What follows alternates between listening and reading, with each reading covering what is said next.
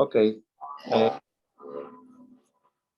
Comienzo. Bueno, buenas noches a todos. Bienvenidos a esta edición del Club de Columna que como cada mes la realizamos el último jueves. Y gracias a la colaboración tanto de la gente de Atlas, a través de Carolina Ternauska y todos los que participan dentro del grupo de Atlas que nos han dado el patrocinio para poder hacer estas reuniones, y la gente de Full Learning, quien realmente ha sido una gran ayuda en el apoyo. Que están con nosotros tanto en las clases como en estas reuniones.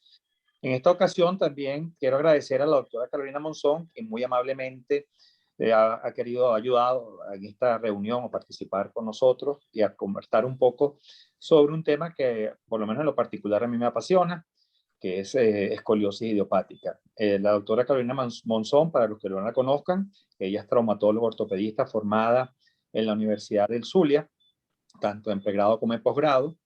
Adicionalmente, en el Hogar Clínica San Rafael, con su padre, se formó en la parte de deformidades. Y además de eso, fue a Argentina, a la Clínica Garrahan, en donde tuvo una pasantía por unos meses allá y pues la ayudó en su formación. Actualmente es la jefe del servicio de deformidades del Hospital Clínica San Rafael. Y más preámbulos los dejo con la doctora Carolina Monzón y el caso del día de hoy.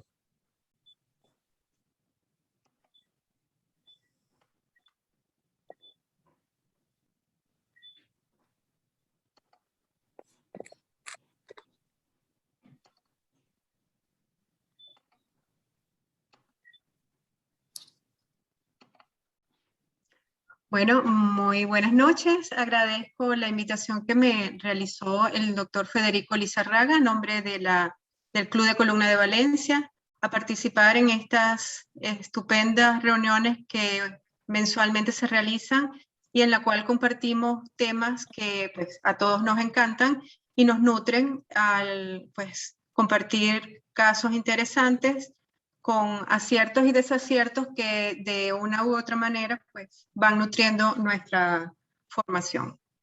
El día de hoy hablaremos sobre escoliosis idiopática del adolescente a propósito de un caso interesante pues, que tuve a bien manejar en la consulta y en la institución. Recordando que la escoliosis es una deformidad tridimensional definida por la SRS como una curvatura lateral de la columna con rotación de las vértebras dentro de la misma y en la cual la curva debe ser mayor de 10 grados según el método de Cobb y debe estar asociada a rotación vertebral.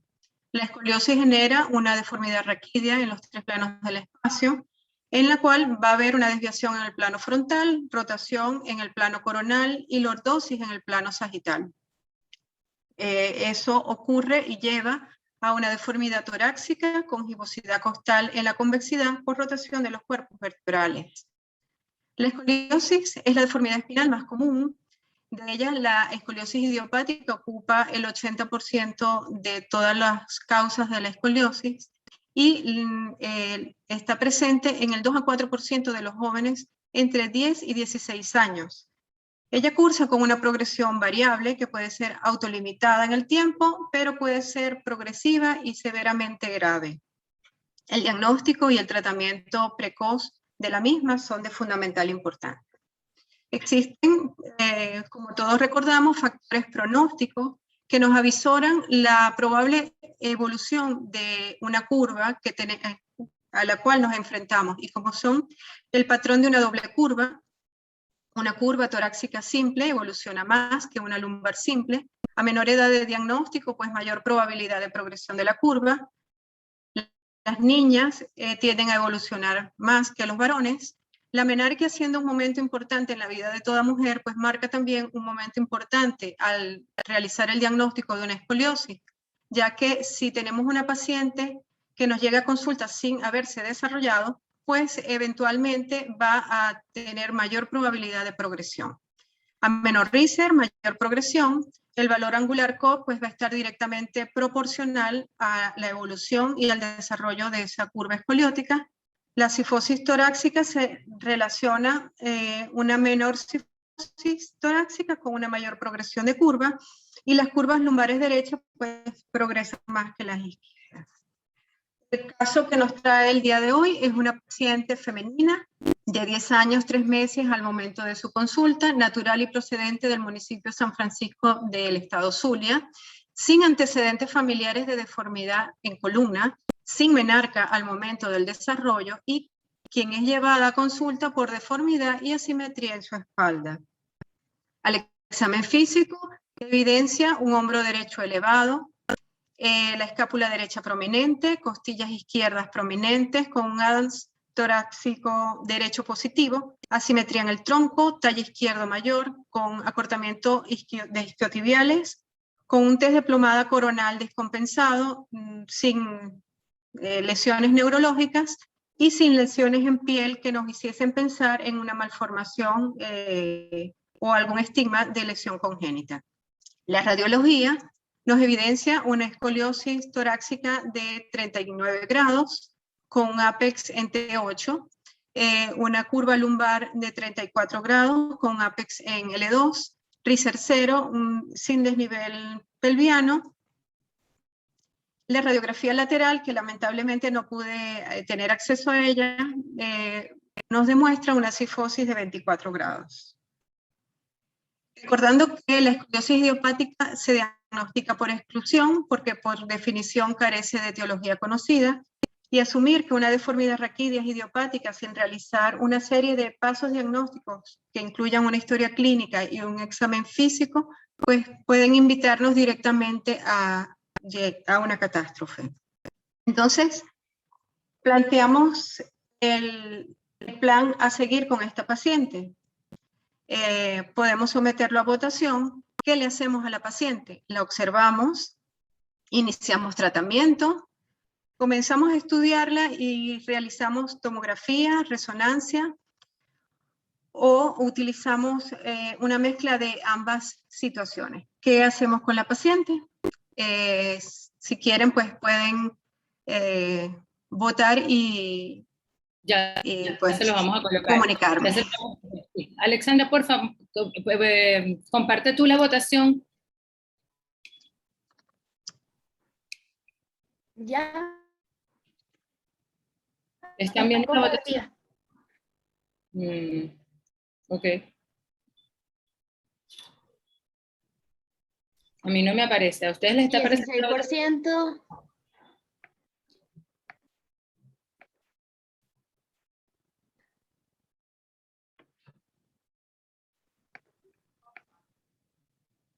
Ok, 6% de participación. 12%. Vamos a esperar Yo, un poco más para que puedan elegir la opción.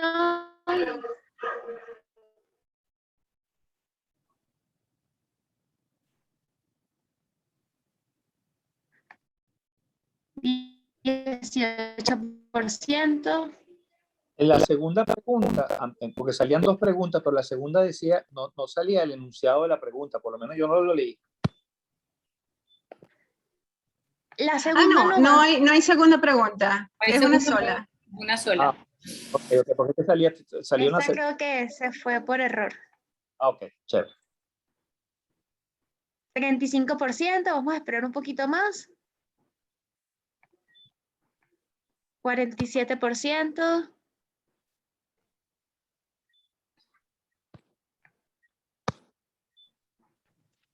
Ok. No tengan miedo, Tienen 6 voten. opciones.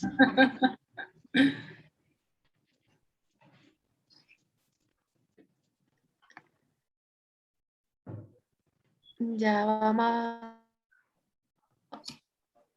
Un minuto. Bueno, no se han movido más las encuestas. Voy a compartir los resultados. Ok.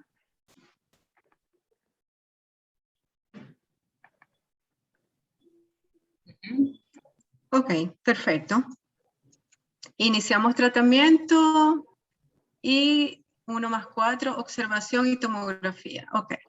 Bueno, esto fue lo que hice.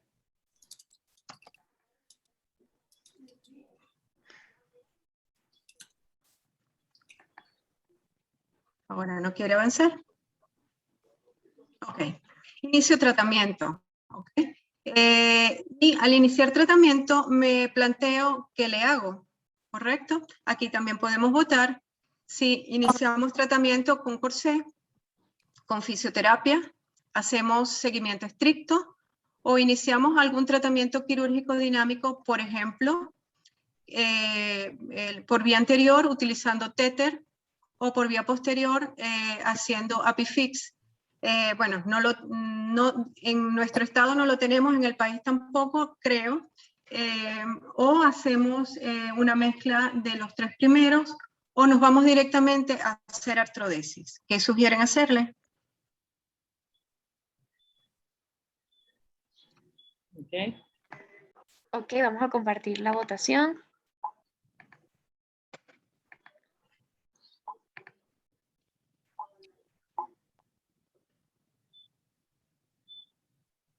La siguiente. ¿Le sale la misma? Sí, salió la anterior. Salió la anterior. Ok, un momentico. Está como votación 2, Ale.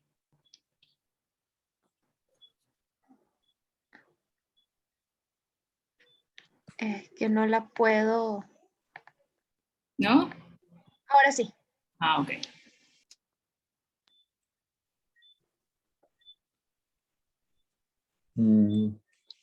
A mí no me ha salido.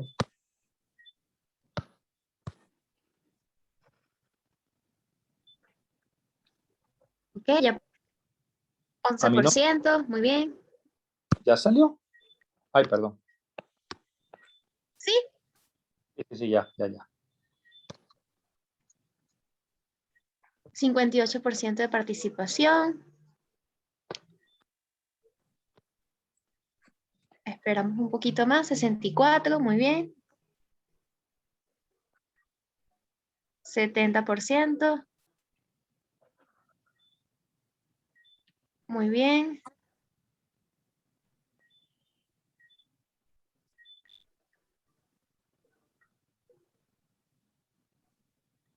Queda alguien todavía que no ha votado. Ya tenemos un minuto. Como ha votado la mayoría de la sala, voy a compartir los resultados. Ok, de acuerdo, eso fue lo que hicimos. Iniciamos tratamiento con... Ya. Con corsé, fisioterapia y seguimiento estricto. El seguimiento estricto, normalmente una paciente que está en la fase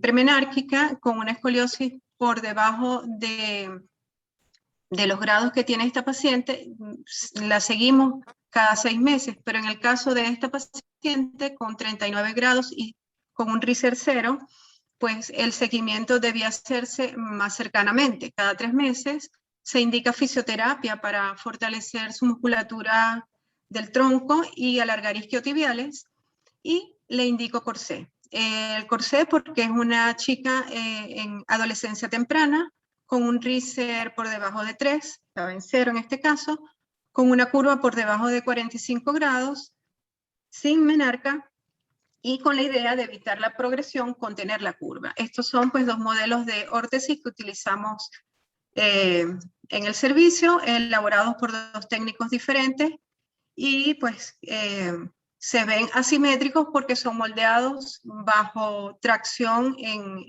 enyesada y haciéndole ciertas maniobras correctivas. ¿Ok? Y porque el uso de corsé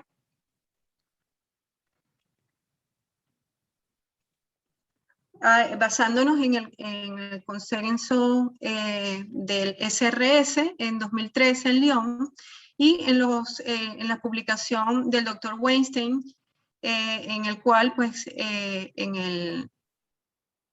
publicó un 72% de éxitos en sus pacientes o en un grupo de pacientes que no progresaron a cirugía, siempre existiendo una asociación significantemente importante entre las horas de utilización de la órtesis y el éxito del tratamiento. A la par de ello, en 2019, en el Spine Journal, el grupo del doctor Ron El Hawari de Canadá publicó una revisión en la cual estipulaba cuáles eran los fallos en el tratamiento del uso del corsé en la escoliosis idiopática, y en ella hubo 3 subgrupos de pacientes con mayor riesgo al fallo en el tratamiento con corsé y que evolucionaron a artrodesis, y fueron debidos a que no utilizaron el corsé las horas suficientes del día, pacientes muy jóvenes y que lograron, vamos a decir, cansancio en el uso de la órtesis y con escoliosis muy severas. ¿Qué pasó con esta paciente? Bueno, la paciente no acude a la consulta, no hubo un seguimiento estricto, no utilizó el corsé ni cumplió fisioterapia. La paciente regresa al año de la primera consulta, ya con 11 años de edad, con menarca, que la obtuvo unos 3 meses después de esa primera consulta, con una escoliosis más acentuada, como era de esperar, con 88 grados torácicos y 50 grados lumbar, con un Riser ya en estadio 1, con una cifosis ya de 47 grados y una lordosis lumbar de 23 grados. ¿Qué pasó con esta paciente? Bueno, el tronco totalmente desbalanceado, hombro derecho más elevado, mayor prominencia de la escápula, mayor desbalance y asimetría del talle. Entonces, de una vez se le indica tratamiento quirúrgico con miras a evitar la progresión y corregir esa deformidad, evitar posibilidades, casos, evidencia o presencia de dolor a largo plazo, evitar el compromiso cardiorrespiratorio y neurológico a futura, mejorar su calidad de vida y, por medio de la cirugía, mejorar el balance tridimensional de su columna y de su tronco. Se le indica o se le solicita todo el material a requerir y la paciente nuevamente, por situación diversa, incluyendo momentos de cuarentena y pandemia, la paciente deja de asistir a la consulta y regresa nuevamente al año, ya con 12 años de edad, con mayor asimetría en su tronco, con un desbalance muy notorio, la plomada coronal muy desbalanceada, con 108 grados torácicos, 52 grados lumbares, una curva Lenke tipo 3, hipersifótica con un modificador lumbar tipo B, ya con un Riser en estadio 2. Y bueno, ¿qué hacemos con esta paciente? Iniciamos su evaluación preoperatoria, verificando un buen examen neurológico para descartar algún efecto o un momento o una lesión compresiva por la gran rotación en la curva. Se remite a neumonología para hacer su pulmonar y espirometría, evidenciando, como era de esperar, un trastorno ventilatorio mixto, obstructivo y restrictivo severo. Para lo cual la paciente inicia tratamiento de rehabilitación pulmonar de inmediato, con miras a una cirugía pronto, ¿no? Se descartan comorbilidades, se le solicitan sus radiografías panorámicas, sus bending, la resonancia, pues, se insiste en ella para evaluar, pues, el cordón medular, cómo está, si habían algunas o no lesiones intracanal, alguna malformación congénita, y evaluar la ubicación del cordón medular en el ápex de la curva.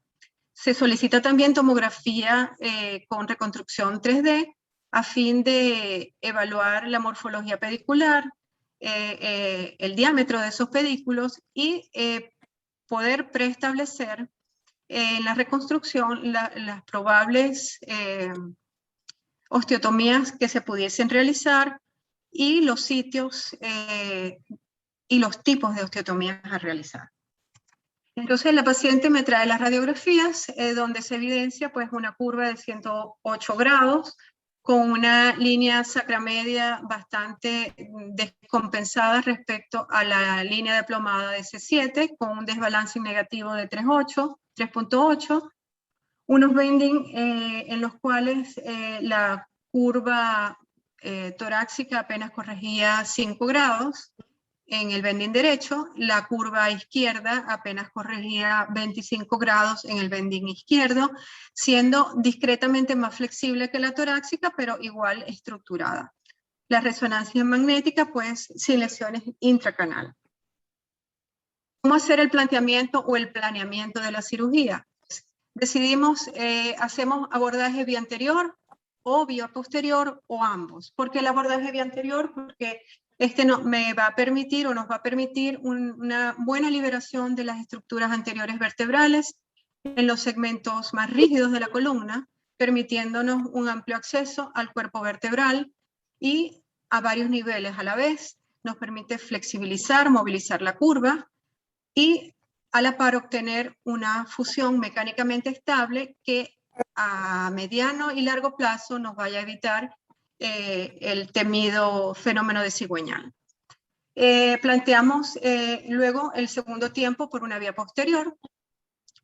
Pensar la tracción alofemoral, que está bien planteada en este caso, porque es una curva severa, mayor de 100 grados, bastante estructurada, y la tracción alofemoral tiene la nobleza de que nos permite de manera gradual, sistemática, por ligamento taxis, ir liberando e ir permitiendo que esa curva vaya cediendo, vaya corrigiendo, y nos va a ir dispersando pues alguna complicación neurológica que se pueda presentar al realizar una corrección solamente por vía posterior de una manera brusca.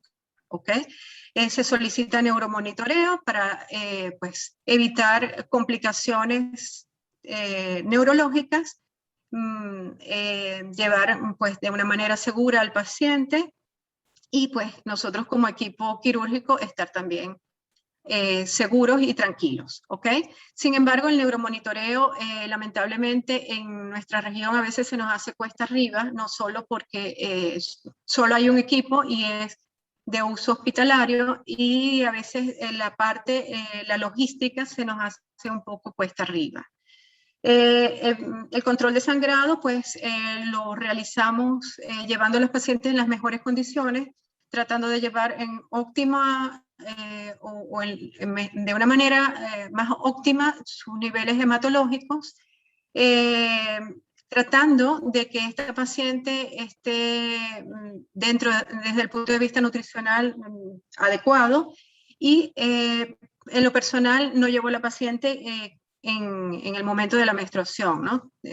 Trato de diferirla por muchos factores, y el uso del ácido tranexámico es de rutina.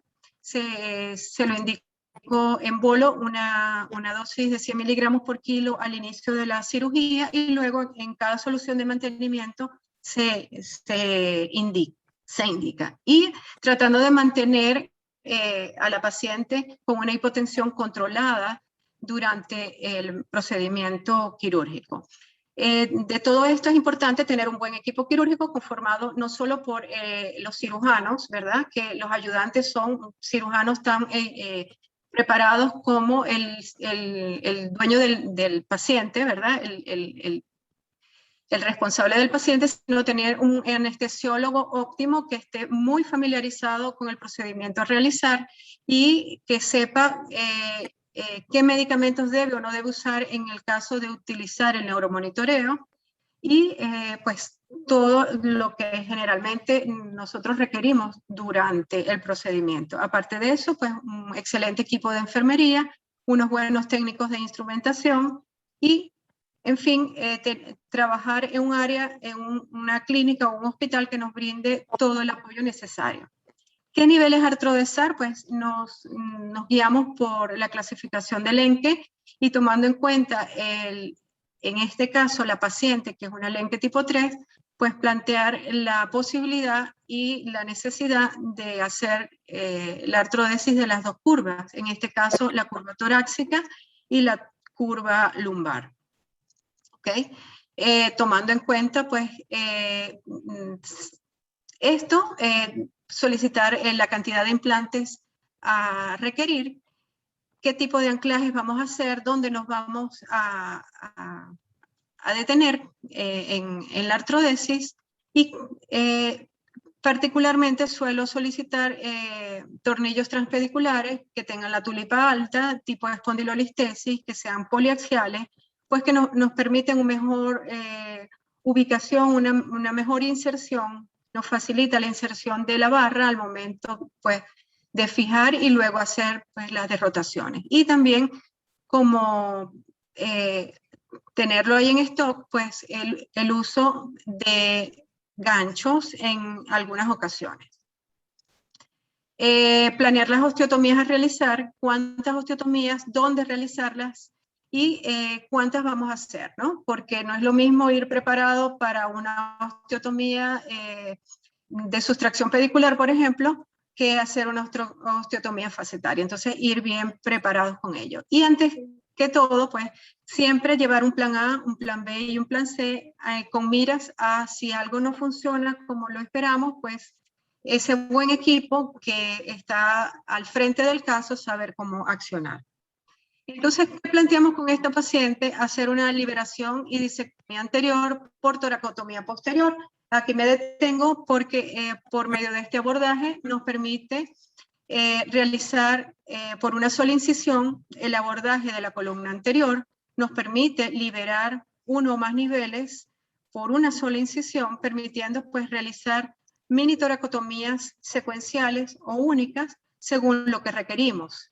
Y generalmente logramos hacer por una mini toracotomía 2 o 3 niveles. Entonces eso es bastante formidable porque por 2, si de repente requerimos más niveles, pues podemos solventarlo 2 mini toracotomías o 3 y la paciente agradece a posteriori el hecho de una sola incisión en su cirugía.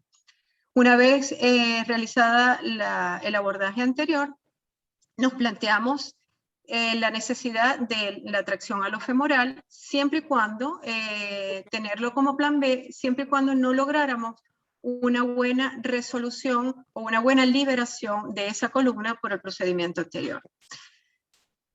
Con 15 días de intervalo, hacer una artrodesis vía posterior con tornillos transpediculares, más osteotomías facetarias, sencillas y tipo ponte en un segundo tiempo.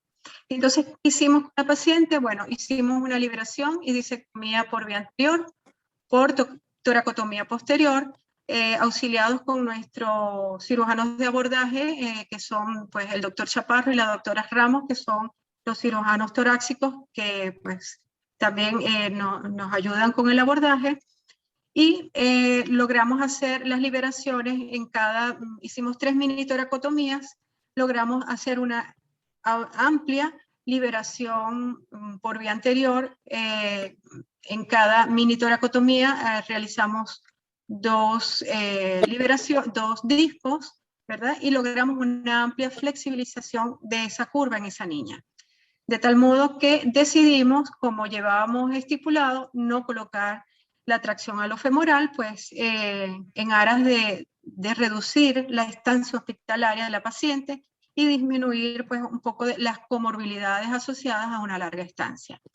Esta es la paciente en el postoperatorio inmediato del primer tiempo. Aquí está la incisión de la toracotomía por vía posterior. Aquí está su tubo torácico.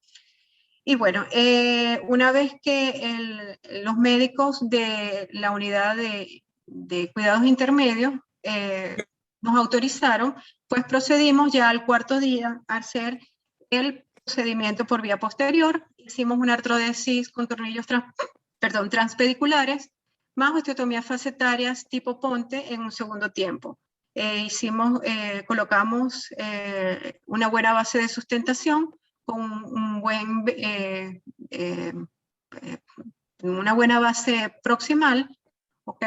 Y en el interín, en el ápex de la curva, colocamos los tornillos alternamente. Lamentablemente, como les dije al comienzo, pues hubo problemas, no pudimos lograr que la paciente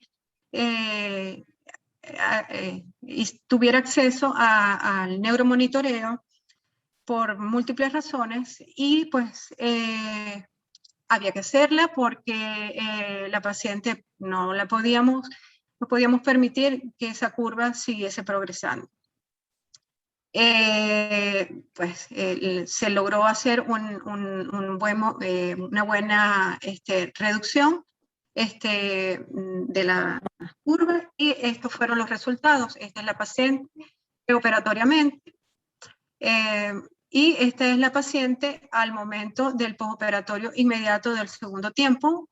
Ya aquí observamos pues una buena nivelación de sus hombros y aquí evidenciamos pues las mini toracotomías que realizamos de manera alterna. ¿Ok?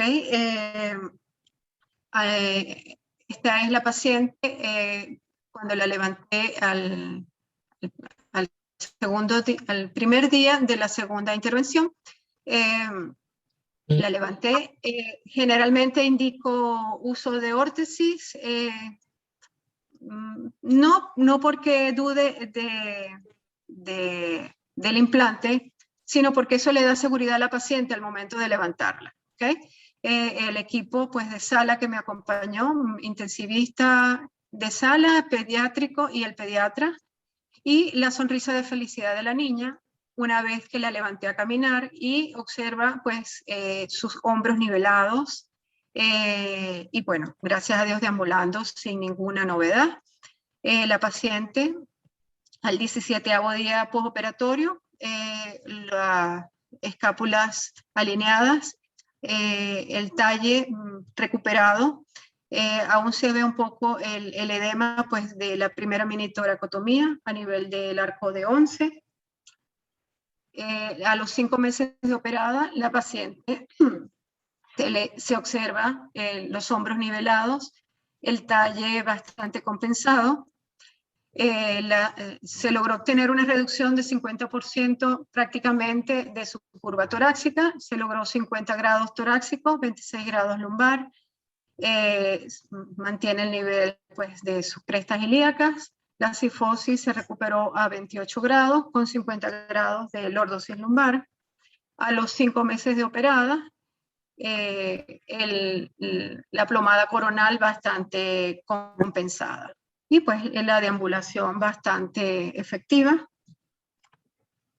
La comparación en el preoperatorio y el postoperatorio de la paciente a los 5 meses. Aquí observamos, por ejemplo, la línea sacra media distante de la línea de plomada coronal de C7, menos 3.8 centímetros.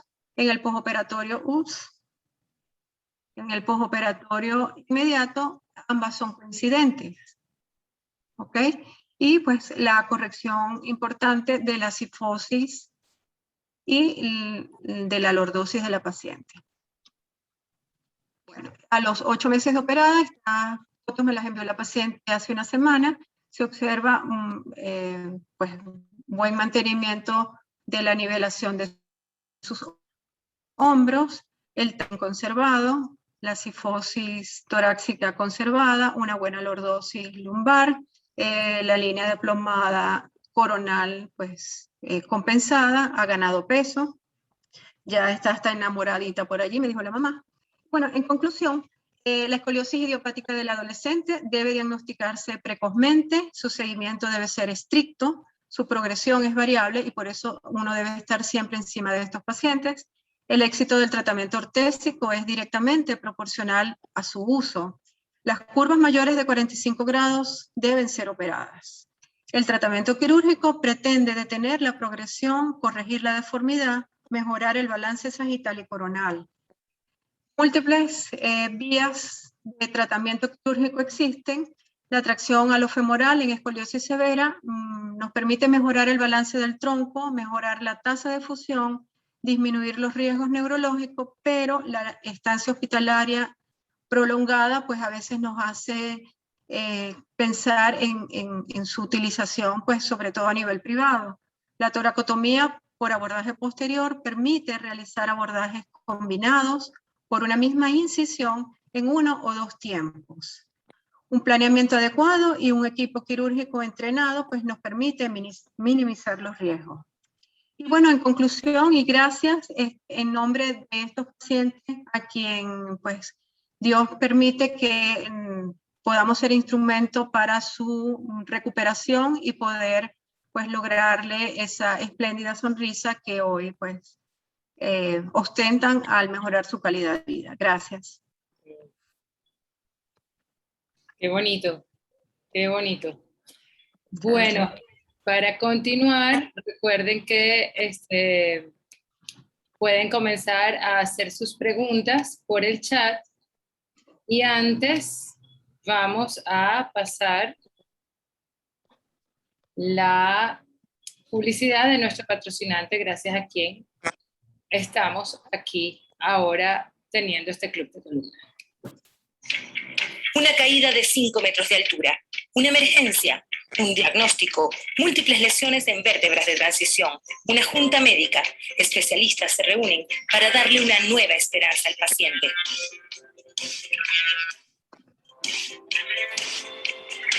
Un implante, AGOA. Los implantes distribuidos por Atlas a traumatólogos y neurocirujanos convierten a su paciente en un hombre superbiónico. Atlas, tu aliado estratégico.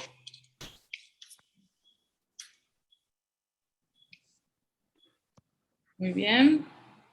Yo voy a comenzar haciendo preguntas aprovechando que tengo micrófono. Carolina, bueno, el caso muy bien presentado, realmente lo sabroso de esos casos es que bueno, podemos tener acceso al caso en una información importante como para poder opinar al respecto. Primero, tú usas el test del despertar en estos pacientes, en el caso que no tengan neuromonitoreo. Sí, afortunadamente en la institución, pues los anestesiólogos están bastante familiarizados con el test del despertar, ¿no? Y habitualmente, si uno les dice al anestesiólogo que lo realicen, ellos lo realizan. ¿Ok? ¿Ok? Perfecto. Otra cosa, yo usaba, y esto más como comentario, yo usaba ácido tranexámico a esas dosis, pero estaba leyendo un artículo que no hay diferencias estadísticas entre usar 100 miligramos por kilo para infusión y 10 por kilo por hora, que es lo que usa uno, sino usar la décima parte de eso, pues 10 por kilo y 1 por kilo por hora.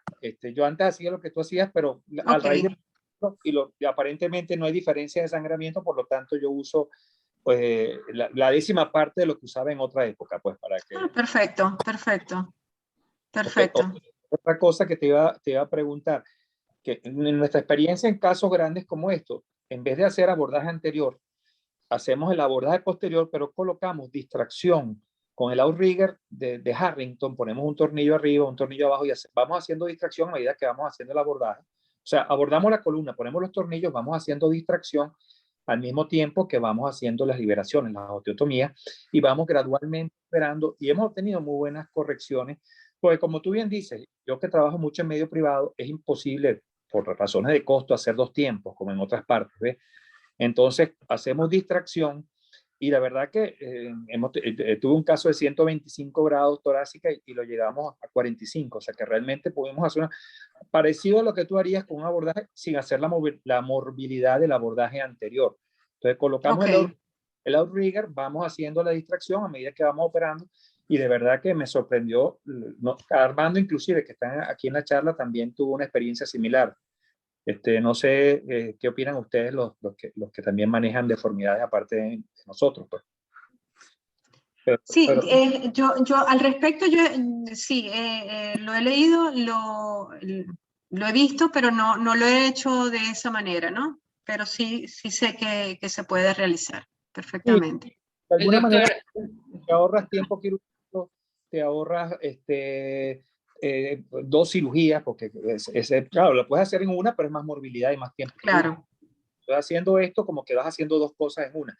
La gente de Ponceler y SCATS, ellos lo hacen inclusive en 2 tiempos, entonces hacen distracción, mandan al paciente a reposar, luego en un segundo tiempo ya terminan de hacer la cirugía. Y aparentemente con eso obtienen aún más corrección. Pero bueno, volvemos a lo mismo. En áreas de costo, para nosotros es muy difícil de hacerlo de esa manera. ¿Qué más te iba a decir? No sé si hay otra pregunta. Sí, el doctor Armando Pineda tiene la mano levantada y luego el doctor Ihab le vamos a dar la palabra. Adelante. Hola Carolina, ¿cómo estás?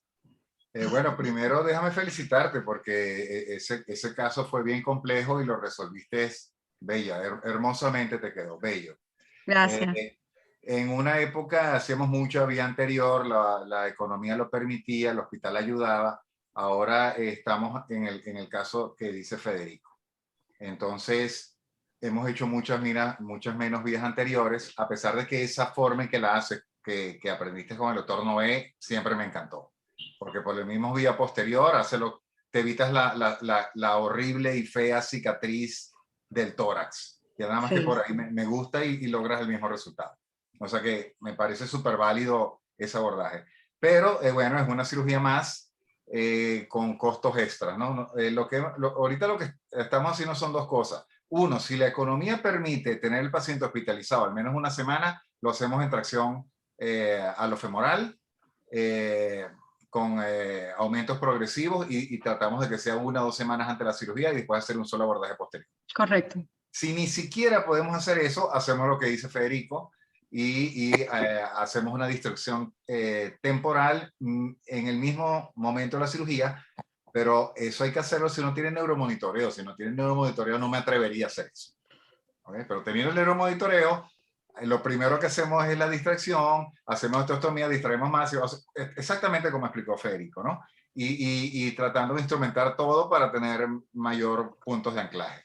Y así hemos tenido buen resultado, pero yo me siento más cómodo si puedo tener al paciente 1 o 2 semanas bajo tracción a lo perfecto, femoral. claro. Sí, pero bueno, ¿quién paga eso? La hospitalización, todas estas cosas, ¿no? Sí. O sea que la opción de Federico pareciera que resuelve o pretende resolver todo en un mismo tiempo si contamos con neuromonitoreo. Es correcto. Pero una vez más me encantó la resolución que hiciste. Un solo detalle estético. Notamos que cuando hacíamos las toracotomías, del nivel donde hacíamos la toracotomía, que quitábamos las costillas, para abajo teníamos que quitar todas las costillas, porque si no quedaba como una hamaca, y si tú fijas te quedó a ti abajo una costillita sobresaliente, ¿no? Entonces aprendimos que si quité la costilla de T7, de ahí para abajo tengo que quitarlas todas, pero más que todo por la parte estética. Sí. No porque tenga un resultado funcional diferente. Perfecto. Doctor Ihab, tiene la palabra. Hola, buenas noches. No sé si...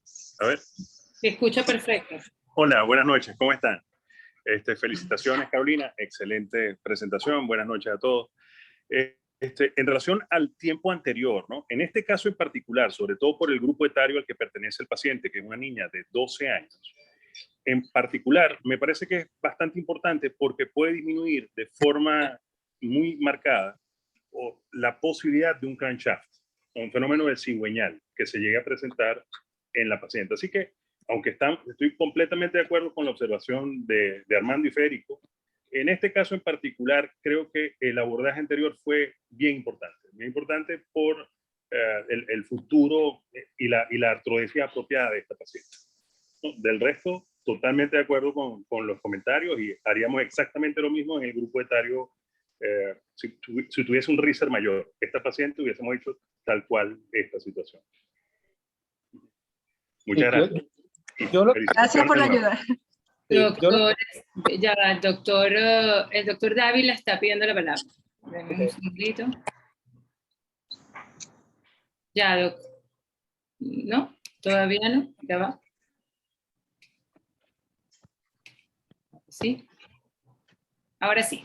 Adelante. Sí. Hola, Carolina. Hola. Feliz de verte. Está preciosa como siempre. Ay, gracias. Sí. Tu caso de verdad me hizo recordar uno no tan reciente que tuve, pero la misma evolución. Lo vi temprano, a una edad temprana, con una curva bastante pequeña, pero con riesgo de progresión por la edad. Se me perdió, le indiqué el corsé y se me perdió. Cuando regresó tenía 144 grados. Estaba un poquito complicada la cosa.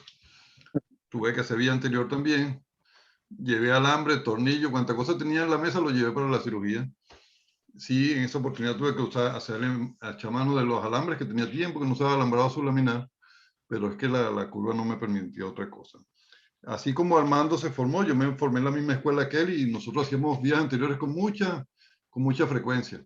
Recuerdo que hacíamos 2 o 3 días anteriores por mañana con el doctor Nassim Tatá, era algo de rutina. Y el paciente estaba 2 semanas bajo tracción alofemoral.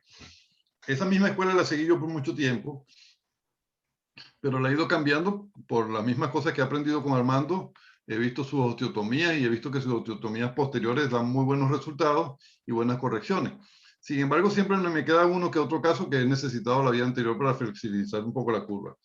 Ciertamente esto aumenta la morbilidad del paciente y lo que he hecho es que ya no lo hago en 2 tiempos, sino cuando hago la vía anterior y hago la posterior el mismo día. No hago 2 tiempos ya. Trato de disminuir un poco el tiempo por la morbilidad. No tengo experiencia así que pueda mostrar haciendo vía anterior por ese abordaje posterior que tú haces.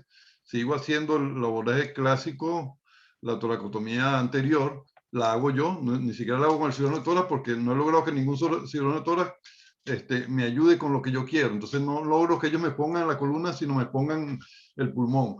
Entonces he tenido yo que acostumbrarme a hacer mi propia toracotomía para flexibilizar la curva, pero la frecuencia con la que la hago ha sido mucho menor que con la que la hacía anteriormente. Me ha ayudado mucho la osteotomía. Claro, el advenimiento de implantes de tercera y cuarta generación también nos ha ayudado muchísimo. Pero estoy feliz con este caso tuyo, me encantó. La resolución y el seguimiento de tu caso es excelente. Te felicito de verdad. Gracias. Doctora, por aquí por el chat le dicen la doctora Marlene Vargas, excelente, doctora Monzón, la doctora Leria Acevedo, saludos, doctora Monzón, excelente trabajo, felicidades. Gracias. La doctora Deximar Urdaneta, excelente, saludos. El doctor Douglas Molina, excelente presentación y resolución del caso. Gracias, parte del equipo. Si alguien más quiere hacer algún tipo de intervención o comentario, les podemos abrir el micrófono. ¿Alguna pregunta también? O lo pueden escribir por el chat. Una preguntita, ¿ustedes están de acuerdo que con el advenimiento de la instrumentación de cuarta generación, tornillos pediculares, tenemos todavía con tanta frecuencia el fenómeno de cigüeñal? Porque yo siento que con la utilización de tornillos transpediculares, básicamente eso, no que se eliminó, pero prácticamente se redujo mucho. No sé sí. si... Bueno, cuando yo comencé, que no sé si fue cuando comenzó Armando, quizá un poquito después, no sé, pero cuando yo comencé mi formación, hacíamos vía anterior con 60 grados, ¿ok? Ya 60 grados era indicativo de vía anterior. Y de igual manera, en el hogar clínica, generalmente todos los viernes había una vía anterior para colocar bajo tracción alofemoral durante 15 días, ¿ok? Con el advenimiento, pues ya de los tornillos transpediculares, esos grados subieron a 90 primero y luego a 100 grados, ¿no? No, todavía sigo indicando por encima de 100 grados, sobre todo en este tipo de pacientes con un RISER 0, hacer vía anterior. No me he animado, no me he atrevido a esperar a ver qué pasa, ¿no? Pero, y la literatura, pues, sigue, la revisión que he hecho, sigue mencionando que por encima de 100 grados, pues, debería uno, pues, hacer vía anterior, ¿no? Para evitar el fenómeno de cigüeñal. No sé qué opina Armando o Ihab. Yo pienso que este fenómeno estamos más en peligro de que surja si el cartílago irradiado no está consolidado. Pero si ya tenemos un cartílago irradiado ya bien consolidado, la fijación posterior, eso sí, con todas las vértebras que uno puede instrumentar, es tan poderosa que previene mucho el crankshaft. Yo tengo mucho tiempo que no veo un crankshaft de verdad. Y es porque tratamos, en estos casos tan severos, tratamos de poner la mayor cantidad de tornillos que podamos y teniendo el paciente el cartílago irradiado ya consolidado. Yo pienso que más allá del implante, como causante del fenómeno del cigüeñal está la escogencia del momento apropiado de la cirugía. Lo que dice Armando, pues tener la certeza de que el cartílago tiroideado esté cerrado, eso creo que es un punto fundamental, mucho más allá que el problema de la escogencia del implante, ¿no? Y bueno, creo que hoy en día somos un poquito más atrevidos, ¿no? Antes éramos más prudentes en la edad del paciente. Creo que ahora estamos siendo más temprana la cirugía, pensando que igual el paciente va a progresar.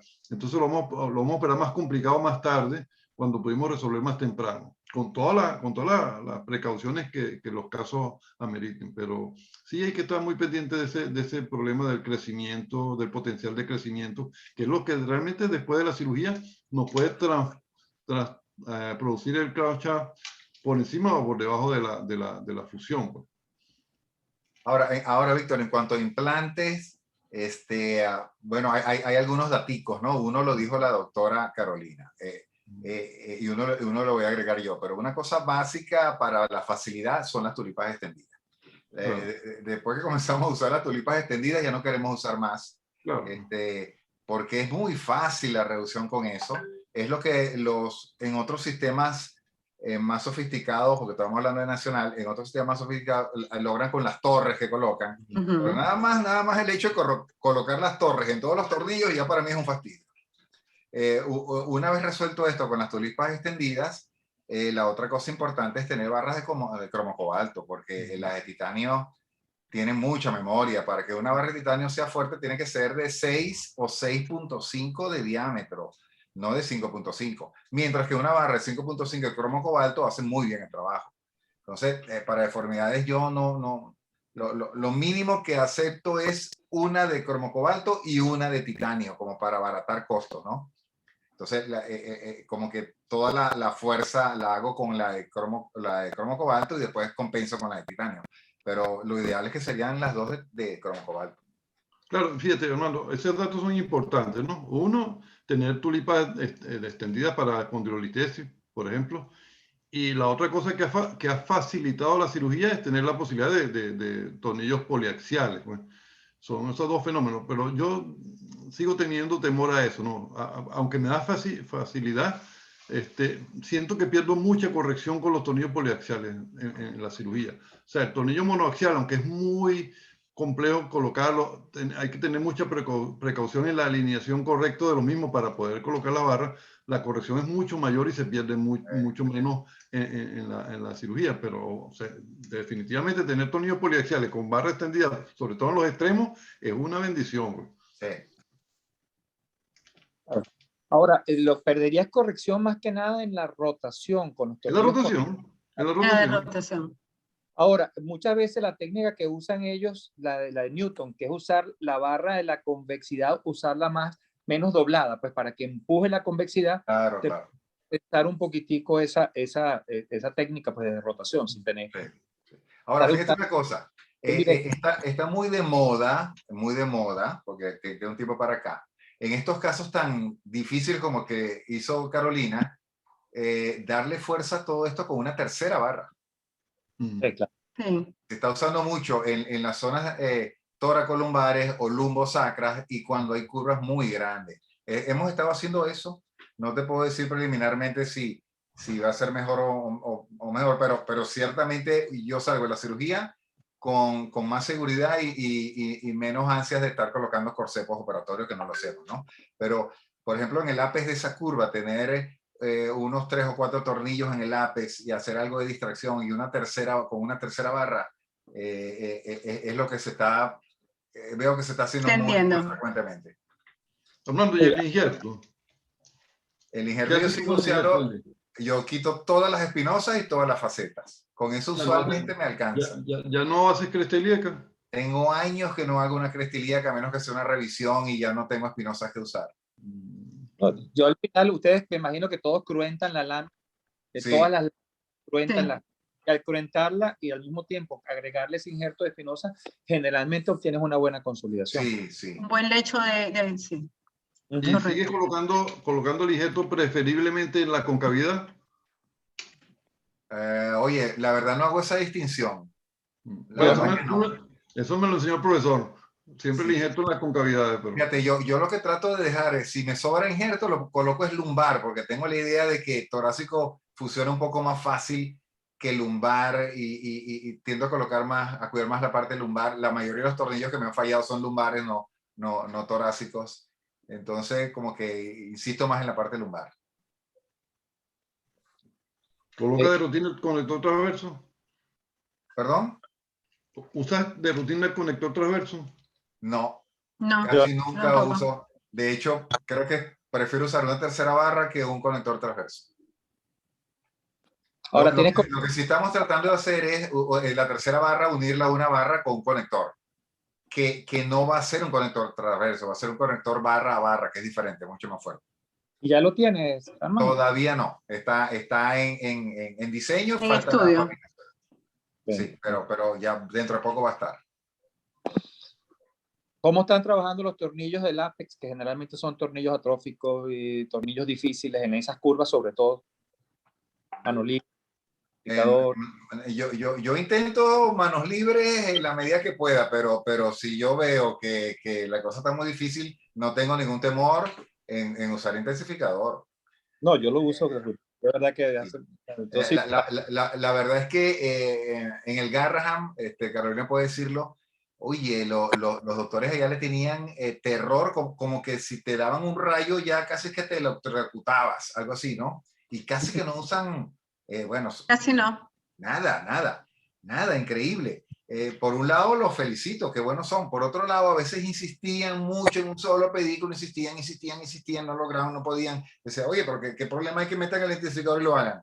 Pues entonces se pasan para el otro lado. Simplemente no lo uso. Insisten. Después que ponen el tornillo, yo no sé cuál va a ser la fijación de ese tornillo, porque ya hicieron una tronera ahí. Entonces yo creo que siempre hay que hacer algo intermedio. Intenta hacer manos libres, lo vas a lograr hacer con tu experiencia en la mayoría de los casos, pero aquello que no puedes, pon el intensificador. Claro, por supuesto. Por supuesto. y si tienes dudas, no lo pongas. Y si tienes dudas, no lo pongas. si está muy dismórfico, no lo coloco igualmente. Correcto, tal cual. Sí. El doctor Gilberto le dice, doctora, excelente, brillante y bella exposición y su resolución del caso. Gracias.